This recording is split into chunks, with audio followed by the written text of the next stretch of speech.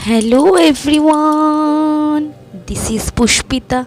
I welcome to all of Code from my heart in my channel Pushpita Spiritual Awakening.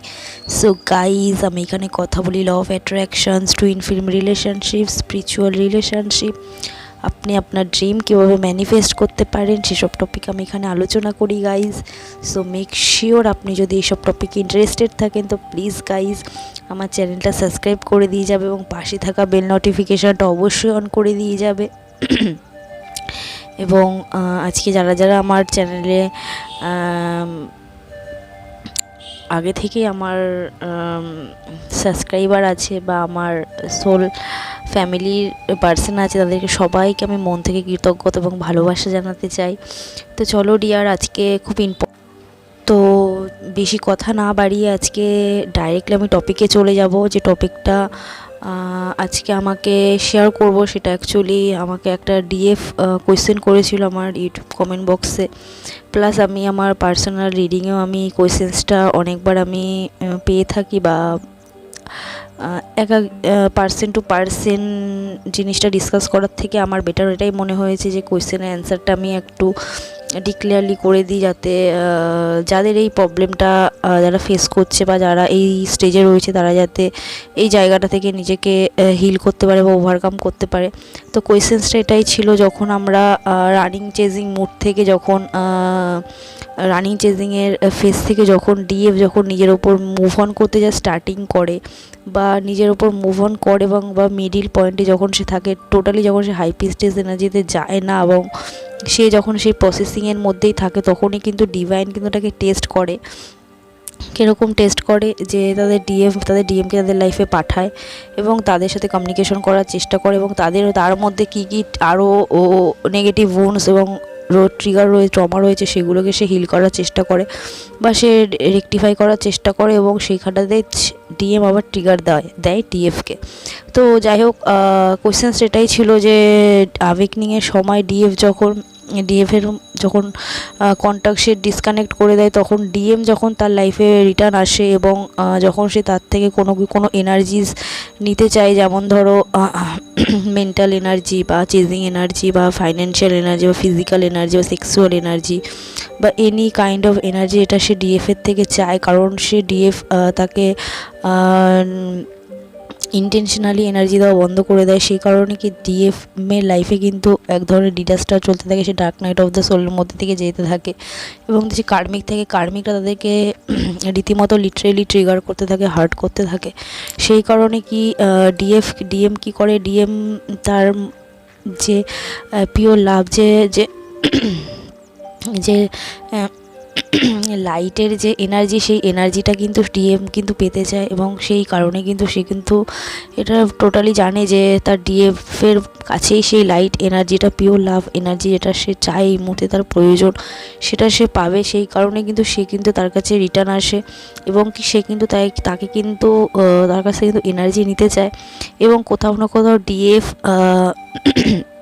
যেহেতু সে পুরোপুরি hill না হয়ে থাকে, সেই কারণে কি পুরোপুরি হিল না হওয়ার কারণে তার মধ্যে একটা কিন্তু সাডেন কিছু চেঞ্জেস আসে, যেরকম ধরো তার লাইফে যেরকম ডিএফের লাইফে যেমন চেঞ্জেস আসে কি সে নিজেকে কন্ট্রোল করতে পারে, নিজের ইমোশনগুলোকে সে ধীরে ধীরে ব্যালেন্সিং করে। কিন্তু কোথাও না কোথাও যখন ডিএম যখন তাকে সে ইমোশনালি ব্ল্যাকমেল করে বা ইমোশনালি তার এনার্জি নিতে থাকে, তখন কিন্তু ডিএফ কিন্তু কোথাও না কোথাও ডিসব্যালেন্স হয়ে যায়। আর এটাই কিন্তু ডিভাইনের টেস্ট হয়, যে তুমি নিজেকে এখনও পর্যন্ত কতটা প্র্যাকটিক্যালি তুমি নিজেকে ওভারকাম করতে পেরেছো, তুমি তোমার যে লজিক্যাল মাইন্ডকে তুমি কতটা অ্যাক্টিভ করতে পেরেছো, তোমার ইমোশনাল সাইডকে তুমি কতটা নিজে ব্যালেন্সিং করতে পেরেছো, সেটাই কিন্তু ইউনিভার্স নেচার্স কিন্তু তোমাকে টেস্ট করে। তো এখানে দেখা যাবে যে এখানে 3টে কন্ডিশন থাকে, যেখানে দাঁড়িয়ে কি তোমার ডিএম তোমাকে প্যাম্পারিং করে বা তোমাকে জাস্ট তোমাকে মেন্টালি কী বলো ওটা ম্যানিপুলেট করে, যে তার লাইফে তোমার খুব ইম্পর্টেন্স আছে, সে তোমাকে ছাড়া থাকতে পারবে না, সে তোমাকে ভুলতে পারছে না। তো তাকে ভুলতে না পারা, তোমাকে ভুলতে না পারা, তার ফার্স্ট বিগ রিজন হচ্ছে কারণ তোমরা টুইন, তোমাদের যে সোল সেটা তোমরা একই, তোমাদের সোলের ফর্ম আলাদা, তোমরা একটাই সোল, এবং তোমাদের যে এনার্জি আছে, এনার্জিসটা ডিভাইডেড করা রয়েছে। সেই কারণে সে তোমাকে কখনোই ভুলতে পারে না, বা তুমি তাকে ভুলতে পারো না। এটা জাস্ট বেসিক নর্মাল প্রত্যেকটা টুইন ফ্লেমসের মধ্যেই যেটা থাকে। তো নেক্সট আসল যেটা পয়েন্ট সেটা হচ্ছে গিয়ে কি যখনই ডিএফ যখন ডিট্যাচমেন্টে চলে আসে এবং ডিএফ তখনই তার কাছে ফিরে আসে, এবং তখন যখন এরকম ধরনের ইমোশনালি ব্ল্যাকমেল করতে থাকে, তখন কিন্তু ডিএফ কিন্তু নিজেকে কিন্তু কন্ট্রোল করতে পারে না। এবং সেই সময়তেই কিন্তু যদি নিজেকে কন্ট্রোল করতে না পারে, ডিএম কিন্তু যেই কারণে তার কাছে তার লাইফে এসেছে, সে এনার্জি সে ম্যানিপুলেট করছে, সেই জিনিসটা সে এনার্জিটা যখনই সে পেয়ে যাবে সঙ্গে সঙ্গে কিন্তু সে ডিএফকে কিন্তু সে আবার কিন্তু টিচ করে চলে যাবে, হার্ট করে চলে যাবে। সেখানে কিন্তু কোথাও না কোথাও ফ্যামিনাইন যেই ঊর্জাতে, যে হাই এনার্জিতে নিজেকে নিয়ে গেছিলো, সেটাকে একেবারে একদম জিরো লো এনার্জিতে সে চলে আসবে। সেই কারণে কি বারবার আমাদেরকে সব ডিএফকে একটা কথাই বলা হয় যে যখন তোমার আবেকনিং চলছে ডিএমের, তখন কিন্তু তোমাদের কিন্তু এনার্জি দেওয়া বন্ধ করতে হবে। তোমাদেরকে এনার্জিস দিলে হবে না। তোমাকে কী করতে হবে, সেই এনার্জিসটা তুমি তোমার ডিএমকে ভাবতে কাজে লাগাচ্ছ, ডিএমের বিষয়ে তুমি ভাবনা চিন্তা করছো, বা তাকে নিয়ে থিঙ্কিং করছো, তোমার টুইন ফ্লেম জার্নি সম্বন্ধে নিয়ে ভাবছো কীভাবে তুমি এটাকে কমপ্লিট করবে। এই সব দিকে ধ্যান না দিয়ে তুমি নিজের ওপর সেলফ ফোকাসিং করো, যে তোমার মধ্যে কী কী ফল্ট রয়েছে। প্রত্যেকটা পার্সেন্ট তোমার লাইফে যারা রয়েছে তারা তোমাকে কোথায় কোথায় ট্রিগার করছে, কোথায় কোথায় তোমার খারাপ লাগছে, সেই জায়গাটাকে তুমি রেকটিফাই করো, সেই জায়গাটাকে তুমি ভালো করে ওয়াচ করো, লুক আউট করো, সেই জায়গাটাকে তুমি হিলিং করো, তুমি রিলিজ করো, লেট গো করো। তুমি আফটার অল তুমি সেই জায়গাটা থেকে নিজেকে বার করে নিয়ে আসো।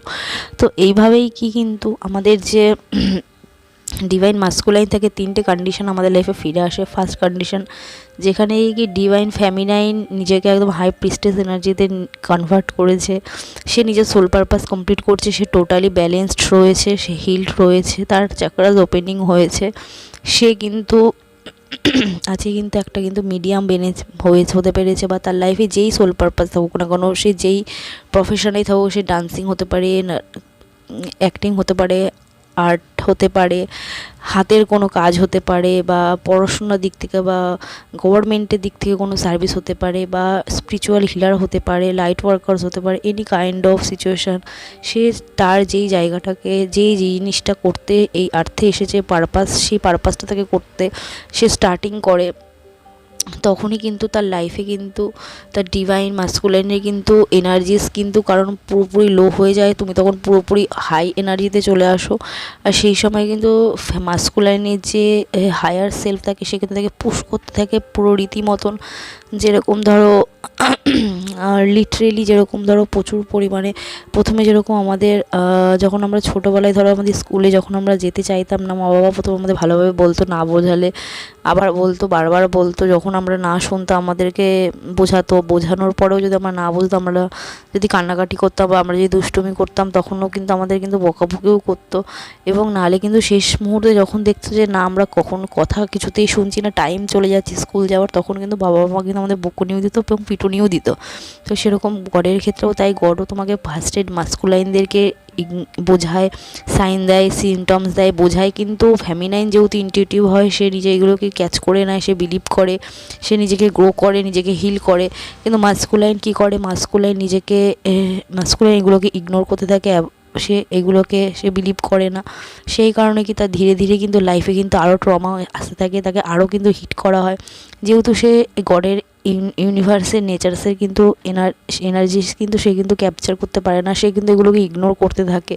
সে তার ডিএফের এনার্জিকে, মিসিং এনার্জিকে সে কিন্তু ইগনোর করতে থাকে। কারণ এদিকে যেহেতু ফেমিনাইন যে মিসিং এনার্জিগুলো তার ইউনিভার্সে রিলিজ করেছিল, সেগুলো কিন্তু কোথাও না কোথাও তার কিন্তু মাস্কুলাইনকে গিয়ে হিট করে, এবং সেগুলোকে যখন হিট করে তার কি পুরো ইউনিভার্স কিন্তু তাকে কিন্তু তার ডিএফের কিন্তু নাম, তার স্মৃতি, তাদের সমস্ত ধরনের কমিউনিকেশান, বা যেই জিনিসগুলো তার ডিএফের কথা তাকে মনে করে, সেই জিনিসগুলো কিন্তু তার সাথে ঘটতে থাকে।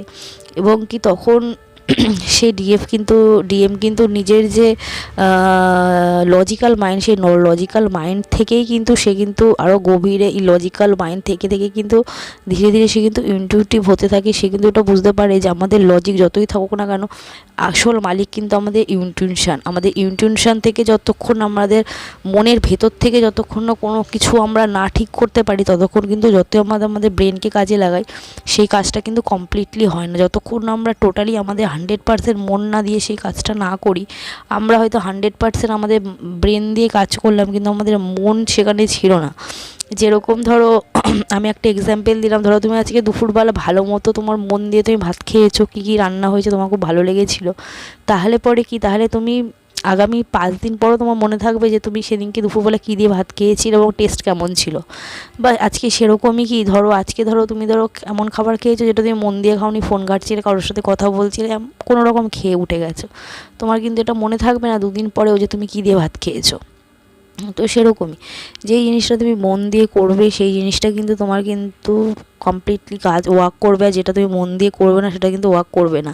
তো সেরকমভাবে কিন্তু ডিএম কিন্তু নিজের লজিক্যাল মাইন্ডকে ফার্স্টে কাজে লাগায়। যেরকম সে লজিক্যাল হয়ে থাকে যে কেন আমি বারবার এটা দেখছি, কেন আমার সাথে এরকম হচ্ছে, এই কেনর উত্তর খুঁজতে গিয়ে কিন্তু সে কিন্তু ধীরে ধীরে ইউনিভার্সকে জানবে, সে ধীরে ধীরে নেচারের সমস্ত জিনিসকে সে জানবে। জানার পর সে কিন্তু টুইন ফ্লেম জার্নি সম্বন্ধেও জানবে, সে কিন্তু বিলিভ করবে, সে কিন্তু ধীরে ধীরে নিজেকে হিল করবে, সে কিন্তু কনসাল্ট করবে। এবং ততদিনে কিন্তু একটা মাস্কুলাইন যদি এই স্টেজে চলে আসে, তাহলে কিন্তু ডেফিনেটলি তার ডিএফ কিন্তু ওদিকে হাই প্রিস্টেস এনার্জিতেই থাকে। তো যেহেতু ডিএফ হাই প্রিস্টেস এনার্জিতে থাকে, ডিএম কিন্তু আনঅ্যাওয়েকেন হয়ে গেলে পরে কিন্তু ডিএফ কিন্তু তাকে কিন্তু অ্যাকসেপ্ট করে না। তো সেই কারণে কি এদিকে ডিএম কিন্তু নিজেকে হিল করতে থাকে, নিজের চাকরাসকে ব্যালেন্সিং করতে থাকে। এবং যখন তারা একটা সেম পজিশানে চলে আসে, তখন কিন্তু ডিএম কিন্তু তার ডিএফের লাইফে রিটার্ন আসে এবং ডিএফ কিন্তু তাকে অ্যাকসেপ্ট করে। তারা কিন্তু সেই সময় কিন্তু তারা দুজনকার সোল পারপাস কমপ্লিট করে। এবং তাদের যদি 3Dতে যদি ম্যারেজ যদি সোল কন্ট্যাক্টে থাকে, বা তারা যদি নিজে থেকে চায় যে তারা ম্যারেজ করতে চায় 3Dতে, তারা ডেফিনেটলি তাদের 3D ম্যারেজ হয়ে থাকে। এবং আদারওয়াইজ তারা যদি আদার স্পাউসের সাথে ম্যারিড থাকে, বা তাদের যদি এমন কোনো সিচুয়েশান থাকে যে তারা দুজনে মিলে কনসাল্ট করে তারা বিয়ে করতে চায় না, ম্যারেজ করতে চায় না, তারা জাস্ট নিজেদের সোল পারপাস কমপ্লিট করতে চায়, তারা তাদের একসাথে কাজ করতে চায়, এবং তারা অ্যাজ এ ফ্রেন্ড হিসাবে তারা একসাথে দুজনকে সাথে থাকতে চায়। তো সেটাও হয়। এটা হলো ফার্স্ট স্টেজ। সেকেন্ড স্টেজ হচ্ছে গিয়ে যেখানে দাঁড়িয়ে কি, যেটা বেশিরভাগ 90% 100% আমাদের 80% যারা স্টেজে থাকে, যেখানে দাঁড়িয়ে কি ডিএম বারবার কিন্তু মাস্কুলাইনকে চেস করতে থাকে, এবং মাস্কুলাইন কিন্তু রান করতে থাকে, এবং চেজিং এবং রানিংয়ের মধ্যেই কিন্তু তারা কিন্তু আটকে যায়। এবং যখনই কিছুদিনের জন্য ডিএফ ডিট্যাচমেন্টে চলে আসে, নিজের একটা কিছু হিল করে, মানে যেই একটা কিছু হিল করতে থাকে নিজের মধ্যে, ঠিক সেই জিনিসটা হিল করার পরও তার মধ্যে আবার একটা ক্রেভিং হয় ডিএমের প্রতি, এবং ডিএম এর প্রতি কিন্তু অটোমেটিকলি কিন্তু ডিএফ কিন্তু সেই চেজিং মোডে চলে যায় এবং ডিএম রান করে। এবং তাদের লাইফে ফিরে আসলে পরেও কিন্তু তারা জাস্ট মেন্টালি তাদেরকে ম্যানিপুলেট করে, এবং ম্যানিপুলেট করার পর তাদের সেক্সুয়াল এনার্জিস নিতে পারে, তাদের ফাইন্যান্সিয়াল তাদের মানি এনার্জিস নিতে পারে, তাদের এনি কাইন্ড অফ এনার্জিস তারা তার থেকে নিতে পারে। নিয়ে সে কিন্তু আবার তার যেই জায়গাটাতে ব্লকেজিং আছে সেই জায়গাটাতে ট্রিগার করে দিয়ে তাকে আবার কিন্তু সে ষোলশকে চলে যায়। ডিএফ কিন্তু আবার কিন্তু 2 মাস 3 মাস 6 মাস নিজে কিন্তু রিকভারি করে ডিট্যাচমেন্টে থেকে। ওকে, এইভাবে কিন্তু তাদের মধ্যে কিন্তু এই জিনিসটা কিন্তু তাদের মধ্যে কিন্তু চলতেই থাকে। যতটা তোমাদের কার্মা থাকবে সেই অনুযায়ী তোমাদের তোমার ডিএফ লাইফে ডিএম আসবে, বারবার আসবে। ফার্স্টে তাদেরকে শো করবে, তাদেরকে ম্যানিপুলেট করবে, তাদের প্রতি সিম্প্যাথি দেখাবে, নেক্সট কি তাদেরকে ট্রিগার করবে, হার্ট করবে, তার নেক্সট তাদের রান করবে। এবং কি এইভাবেই কিন্তু তারা কিন্তু এই স্টেজে হতে থাকে। এবং আরেকটা স্টেজ যেটা থাকে সেটা এই সময়তে হয়, যেই সময় দাঁড়িয়ে কি তোমাদের বাবাল ফেজ যখন মানে এন্ডিংয়ের দিকে থাকে, সেই সময় দাঁড়িয়ে কিন্তু এবং বা তোমরা যখন বাবল ফেজে থাকো, বাবল ফেজ থেকে শুরু করে বাবল ফেজের এন্ডিং পর্যন্ত কিন্তু তোমার ডিএম কিন্তু এরকম টাইপের কিন্তু তোমার সাথে কিন্তু বিহেভিয়ার্স করে, মানে তোমাদের ছেড়ে আসার আগে আগে সে তোমার প্রতি একটা, তুমি এটা বুঝতে পারো মুখে না বললেও সে বিহেভিয়ার সেটা বুঝিয়ে দেবে যে সে তোমাকে চায় কিন্তু সে তোমার সাথে থাকতে পারছে না, এরকম কিছু একটা সিচুয়েশন সে কিন্তু সিনারি ক্রিয়েট করবে বা বডি ল্যাঙ্গুয়েজে তোমাকে বুঝিয়ে দেবে। তো এই জিনিসগুলো 3টে জিনিস তোমাদের সাথে হয়ে থাকে। এবং আর একটা কারণ কি, আর একটা এখানে বড় একটা কনসেপ্ট আছে, যেটা একটা ফলস টুইনস আমরা বলতে থাকি বা সোলমেট অ্যাকচুয়ালি নয়, সোলমেট আর টুইনের মধ্যে অনেক ডিফারেন্স থাকে, সেটা আমরা বুঝতে পারি।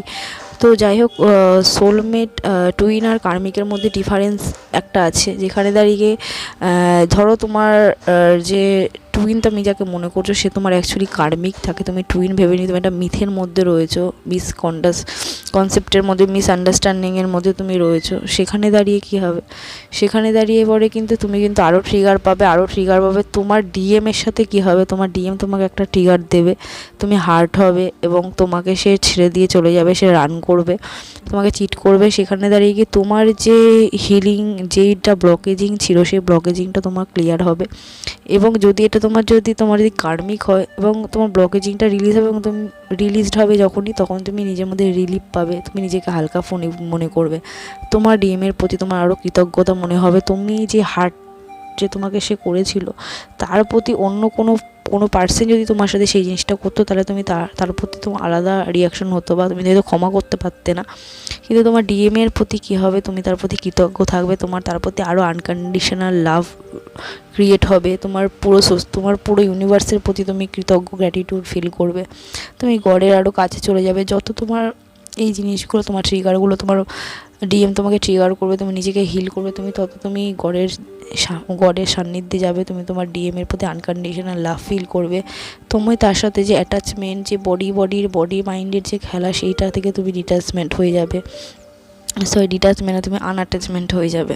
ঠিক আছে, তো আনঅ্যাটাচমেন্ট আর ডিট্যাচমেন্টের মধ্যে অনেক ডিফারেন্স আছে, ডিফারেন্সটা আমি আনঅ্যাটাচমেন্ট আর ডিট্যাচমেন্ট, ওকে, আর ডিট্যাচমেন্টের মধ্যে আনঅ্যাটাচমেন্ট, ডিট্যাচমেন্ট, ওকে, আর ডিট্যাচমেন্টের মধ্যে আমি তোমাদেরকে অ্যাটাচমেন্টের মধ্যে অ্যাটাচমেন্ট, ডিট্যাচমেন্ট আর ইসের মধ্যে তোমাদেরকে একটা কারেক্টলি ভিডিও, তোমাদেরকে সেপারেট ভিডিও আমি দেব, যে 3টে জিনিসের মধ্যে তফাৎ কী আছে, এই 3টে জিনিস আমাদের লাইফে কোনটা কিভাবে কাজ করে।